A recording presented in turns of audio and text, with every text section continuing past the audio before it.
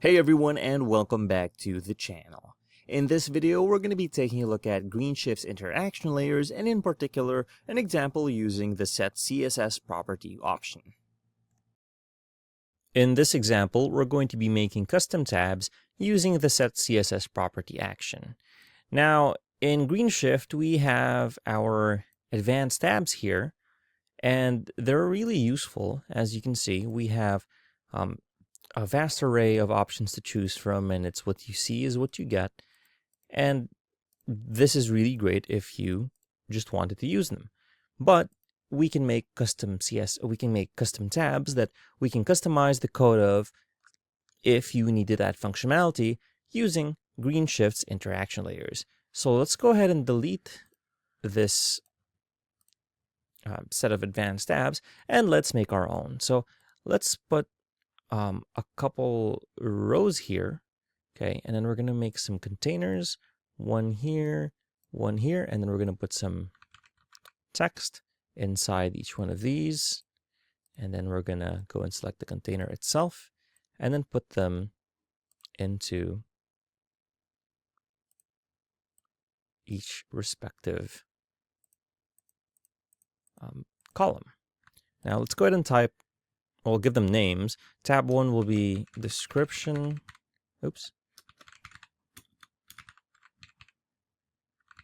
and the second tab will be specifications. Okay. Now let's give these tabs their classes. We'll click on our settings here and here. This is selected. We'll give them custom classes. We'll call this tab header. We'll make it the local. And we'll also name it description header. Description tab. How about that? And we'll make it a local class. And then for this one, we can use tab header. And then we can use this, we can call this one specifications tab. Okay, and we'll add that as a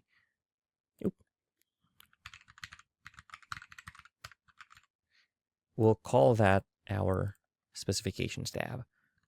Now let's go ahead and add, we'll click on these text blocks here, and then we're going to add a border, a bottom border of 2 pixels, solid line.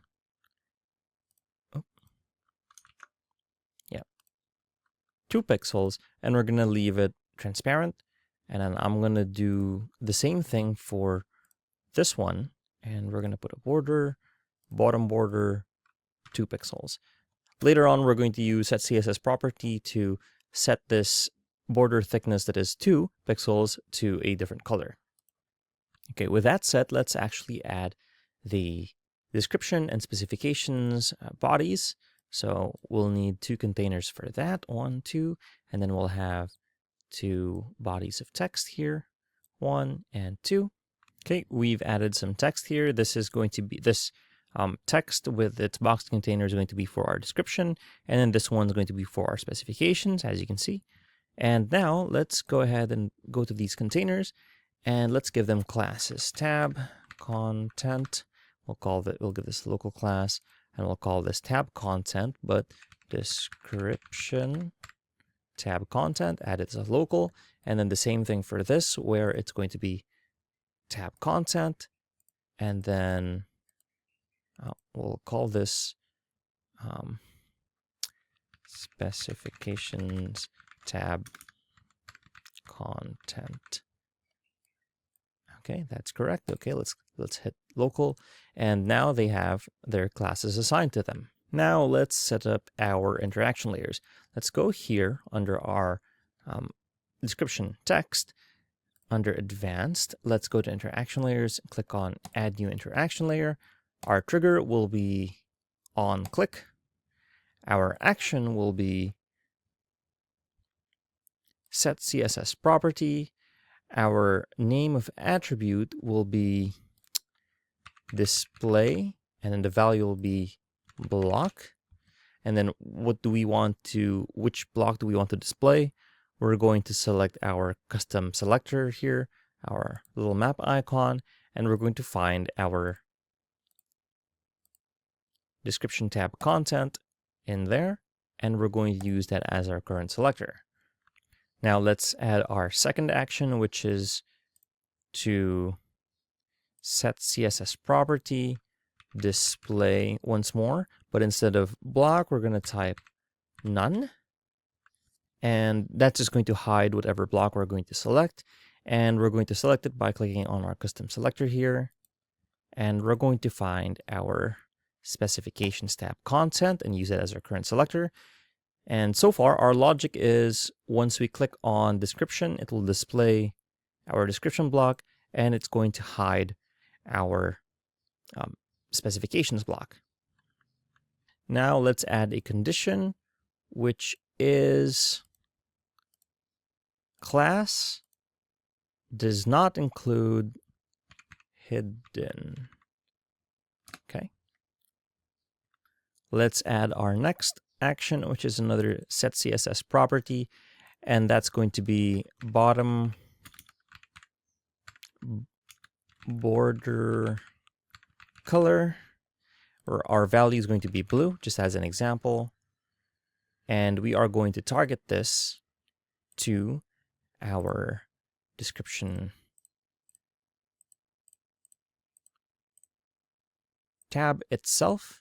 And that's going to, once we click onto description tab, it's going to give it a bottom border color. It's going to highlight this under blue. Let's add our fourth action, which is, again, to set CSS property bottom border color to transparent.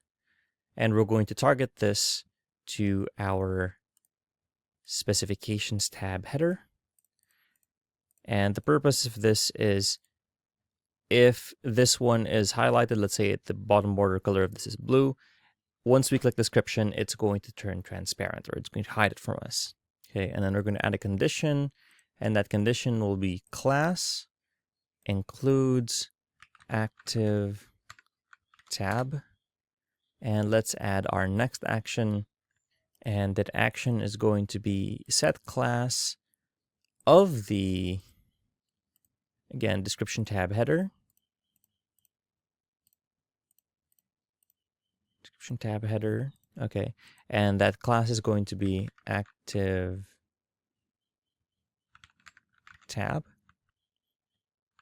Our next action is going to be remove class active tab from our specifications tab header. Okay. If it has the active tab class already enabled on it. Okay, we have our 6 different, our 1 interaction layer and 1 trigger and 6 different actions. So let's move on to the specifications tab and add our interaction layers here. And some of these will be the same and the others will be opposite, of course, because we have to alternate between description and specifications. So our trigger, of course, will be on click, and we're going to set CSS property of display to block, and we want to display our specifications tab, of course, and we'll use that as our selector.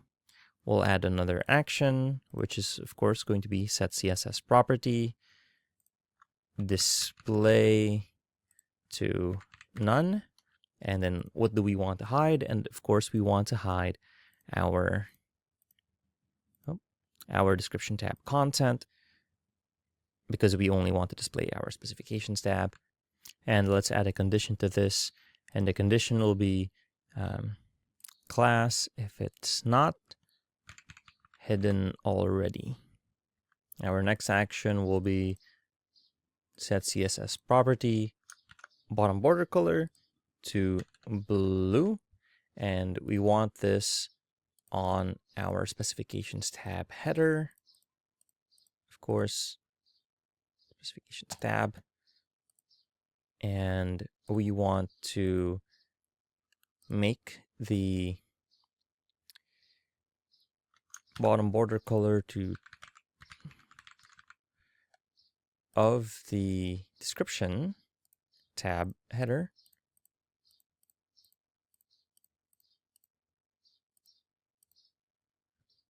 And our condition will be if it has the class active tab currently enabled on it. Our next action will be to set the class to active tab onto our specifications tab header. That's going to be in here. Okay, we'll use that as our selector, and we will be, oops, not that. We will be adding another action, which is to remove the class active tab from our description tab header, which is going to be in here, and not that one. Description tab, okay. Okay, it's going to remove the active tab class from our description tab. And we'll add a condition, and that is only if it has active tab currently enabled on it. Okay, we have our six actions here from our one trigger. Let's click on save and see how the functionality is on our front end. So description, okay, specifications, and it works. However, we have some issue with our bottom border not working. But again, we also have the problem of once we load up the page, we have both our description specifications tab on here. So let's fix these one at a time. The major one is that they're both displayed. So let's hide the specifications tab once we load the page the first time. Okay, let's go ahead and click on this box container here, and we'll add the local class active tab to it, and we'll use it as a local class. And then for this one, we will go up here to specifications tab and call it hidden, and then make that a local class, and then add that. Okay, we'll save that and see how that looks like next. Okay, we're going to reload our site, and there you can see our specifications tab text is now hidden, and we have the description here with our description. And when you click on specifications, it hides the description tab content and shows us only the specifications tab content. Now, as for the color, okay, so what I did instead was for both the specifications and description one, I'm leaving these blank, and this is transparent. Okay, we can reset it to the default one. I'll just put 2. And what I did for our interaction layers is that, I set the CSS property to, instead of border bottom color, I set it as style, and I set the third one to solid, and the next one to none. And the same thing on this one, style to solid, and then this one style to none. And once we reload our site, you can see that we'll click on this, it will have a line here, and if you click on this, it'll have a line here. And there you have it, using set CSS property within Greenshift's interaction layers. If you found this video helpful, please leave a like, comment, and subscribe to our channel, as it really helps us out with the YouTube algorithm, show this kind of video to other nerds like us. Thanks for watching, and we'll see you on the next one.